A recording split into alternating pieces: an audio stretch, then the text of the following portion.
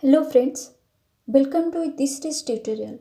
Today I have brought the short summary of The Importance of Being Honest, a play by Oscar Wilde. Let's start the summary.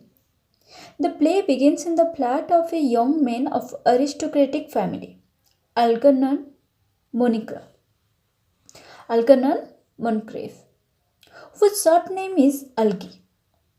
Algermon's proud and authoritative aunt, Lady Bracknell, and her young daughter, Gwendolen Fairfax, are coming for a visit. Algermon's servant, Lenny, is preparing for food for the guest, and Algernon is heard playing the piano in the adjacent room. Before the arrival of the guest, Algie's friend Jack Worthing arrives from the rural town. Jack loves Gwendolen and tells Algie that he has come to London with a plan to propose to Gwendolen for marriage. During Jack's last visit to London, Jack forgot his cigarette. Jack forgot his cigarette case at Algermon's house, and afterwards he couldn't remember that he had left it there. In fact, the cigarette case was given to Jack by his ward, Cecily, an 18 years old girl who calls him Uncle Jack because of the respect that she feels for his guardian. Jack seems to have forgotten that the cigarette case bears an inscription from little Cecily with her fondest love to her dear Uncle Jack. Algernon reads the name of Cecil, but he doesn't want. Algernon reads the name of Cecil and gets curious as to who Cecil might be. He asks Jack, but Jack was not ready to tell him the truth. He said Cecil is the name of his aunt. But when Algie asks him as to why his aunt asked him her uncle, Jack has no answer to it. And when Algie says that the cigarette case doesn't belong to him because the inscription is addressed to somebody Jack, whereas his name is Ernest.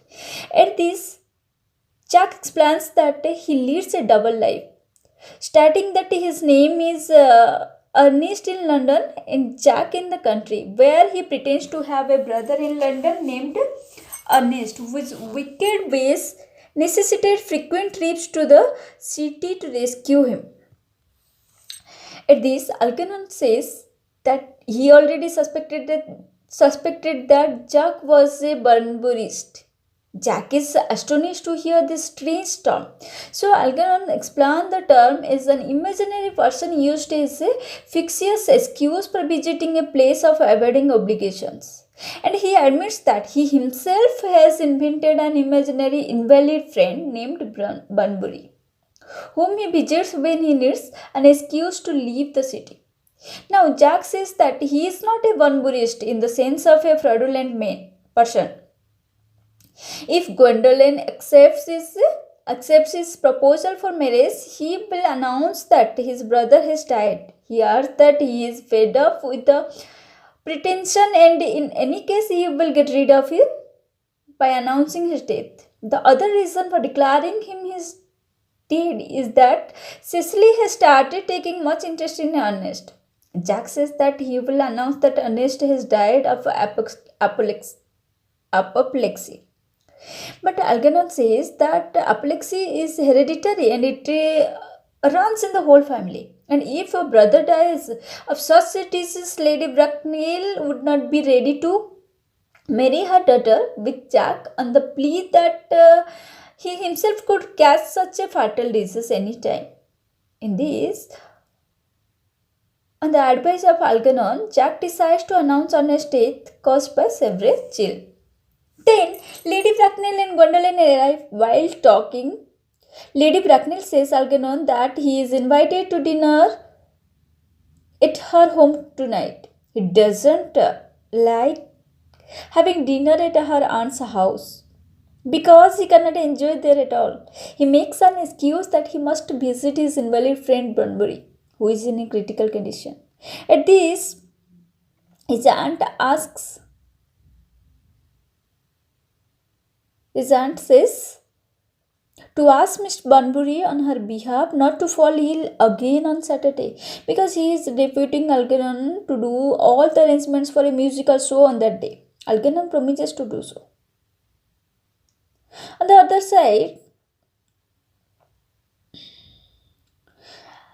Algernon is an Epicurean. He strikes a bargain with Jack that if he takes Lady Bracknell to another room and gives Jack an opportunity to propose Gwendolen, Jack will give him a dinner at Will's restaurant.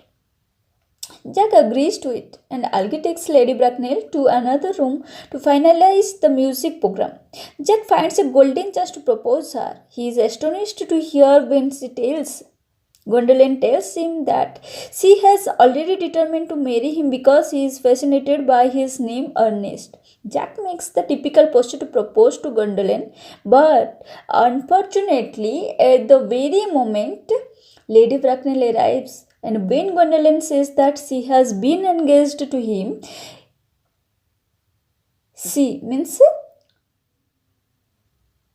his mother rejects the engagement. However,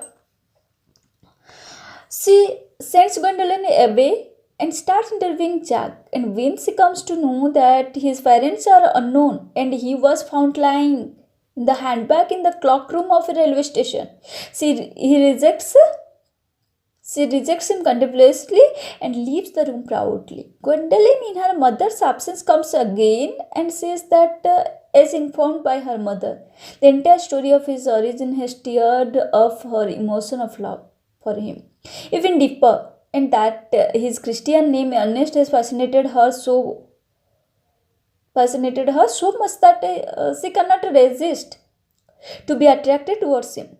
She asks Jack to tell her his country address so that if she builds up his mind any time to take an extreme step, she could go to Jack's house. Jack tells her his home address. Algernon overhears their talk and writes Jack's country address on his shirt club. Algie at once makes a plan to go to Jack's house pretending to be Jack's younger brother Ernest in order to see Cecily. Because Jack has told him that Cecily has started taking much interest in Ernest. In the second act, the scene shifts to Jack Orthing's country estate, where in his garden, Cecily's governess, Miss Prison, is stressing her to take interest in her studies. But Cecily is unwilling. When Cecily talks of Jack's serious behavior, Miss Prison, who hates Ernest, says that Jack is doing so because of anxiety over his wicked brother. By the way, Miss Prison tells Cecily that in her youth she wrote a 3-volume novel but couldn't get it published because she had lost its manuscript. When Dr. Chasuble arrives in the garden, Miss Prison goes with him for a walk because both of them like each other. While they are gone, Algernon comes. While they are gone means Miss Prism and Dr. Chasuble gone for a walk. Algernon comes. They are pretending to be Jack's brother Ernest. He is fascinated by Cecily's innocent nature and dazzling beauty. He and Cecily briefly discuss the wicked reputation. When Algernon learns that Jack will be back Monday afternoon, he announces that he must have leave Monday morning. He flirts with Cecily and they exit into the house. On the other hand, Jack, who had decided to get rid of his imaginary wicked brother Ernest, enters slowly from the back of the garden at the deepest morning clothes. Ignorant of Algernon's presence in his home, he sees Miss Prison and Dr. Chasuble, who has just returned from their walk, and tells them that his wicked brother Ernest is died in the hotel in Paris because of severe chill. Miss Prison feels very happy at his death, but Dr. Chasuble feels aggrieved. During the talk, Jack requests Dr. Chasuble to arrange the christening ceremony to give him a new name, Ernest, and Dr. Chasuble agrees. When Cecily tells him that his brother Ernest is in the house, he is shocked to find Algernon here. Jack asks Algernon to leave the place at once and calls his servant to bring a dog cat to send Algernon to the railway station to catch the train for London. At this, Algernon plans to find out a chance to propose to Cecily. So he says Jack that he will not leave the house unless Jack changes his morning clothes. When Jack goes out, Algernon proposes to Cecily, who astonishes him by saying that he is already in love with him because of his name Ernest. When he finds that Cecily will never marry a man whose name is not Ernest, he decides to arrange the christening ceremony to assume a new name, Ernest. He is further amazed when Cecily tells him that she is already engaged to him. She shows her engagement ring and bangle with the true lover's knot that he supposedly presented her at the time of engagement. She also shows him her diary where the date of engagement was recorded and the letters that she wrote on his behalf and sent to herself. She adds that once she broke off her engagement to prove that it was a real and serious engagement. Because, in her opinion, a serious engagement must break up at least once. However, after some days, she forgave him and reinstalled the engagement. In the meantime, Gwendolen runs away from home and pursuing Jack arrives at his country house. When he sees Cecily sitting in the garden, the first she becomes friendly with her, talking her friendly as a guest. But when Cecily tells her that she lives in Jack's house, she wishes Cecily might have been a 42 years old ugly woman so that she could not snatch Ernest means here Jack from her. During the conversation, they realized that they are both engaged to Ernest Worthing. A word fight follows between two girls trying to let down each other. When Jack and Algernon arrive, both the girls come to know that neither of the men is Ernest or neither of the girls is engaged. At this, Cecily and Gwendolen are reunited to open a front line against both the deceitful men. The two men say that they are going to assume the name Ernest and the women forgive them and agree to remain engaged. Later, the same day, Lady Bracknell arrives at the manor house in pursuit of her daughter because Gwendolen's confident maid servant disclosed the secret of her running away. Finding no passenger train, he boarded a goods train and reached there. Lady Bracknell once again rejects Jack to be married to Gwendolen, and she also rejects Cecil for his nephew Algernon. But when he comes to know that Cecil is very rich, and she gets ready to accept her for Algernon, but Jack rejects his relation unless he is engaged to Gwendolen, and further informs Lady Bracknell that according to Cecil's grandfather's will, she cannot marry anybody without Jack's consent until he is 35 years old. Lady Bracknell says that it is no problem because at 35 Cecil would be more beautiful and wealthier.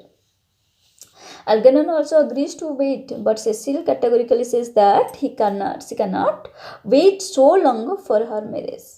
During their arguments, Dr. Chasuble arrives there and announces that all is ready for the christenings. Lady Bracknell is shocked to hear the christening because she thinks that neither of the couple has so far married and Dr. Chasuble has arranged for the christening of their children.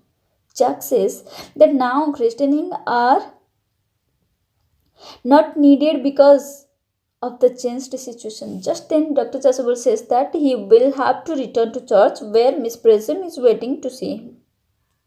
Lady Bracknell is alarmed to hear that name Prism and immediately calls for her. When Miss Prism comes, she is baffled to see Lady Bracknell there. It is revealed that 28 years ago, Miss Prism was the governess of Lady Bracknell's nephew. Once she took the baby on a walk with the baby carriage, but never came back and disappeared with the child. Now, Lady Bracknell demands to know where the baby is. Miss Prism explains that in a moment of distraction, she placed the manuscript in the wash basin and put the baby in the handbag and forgot it in the cloak room of the Victorian railway station. Hearing the mention of a handbag, Jack quickly runs to the room upstairs and returns to the handbag. Miss Prism immediately identified it. And Lady Bracknell reveals that Jack is Algernon's elder brother. But she forgets his father's Christian name. At this, Jack brings the army list of the last 40 years that was already present in the house and finds the father's name was Ernest John. According to the tradition of the time, elder son assumed the name of his father. Therefore, Jack's Christian name was also Ernest. So, Jack's true name comes out to be Ernest. And Cecil doesn't insist Algernon anymore to change his name. All the people feel jubilant because now there is no obstacle in their marriage. But it is surprising that instead of young couples, Dr. Chasuble and Miss Prism embrace each other to marry in the near future. And afterwards, the Cecil and Algernon and Gwendolyn and Jack embrace their partners. But even at the end of the play, Lady Bracknell doesn't leave her idiocracy. He says that Jack he shows signs of indecent behavior by assuming the name Ernest. But Jack replies that the fact is contrary to her thinking because for the first time in his whole life, he has now realized the great importance of being honest. That's all. Thank you.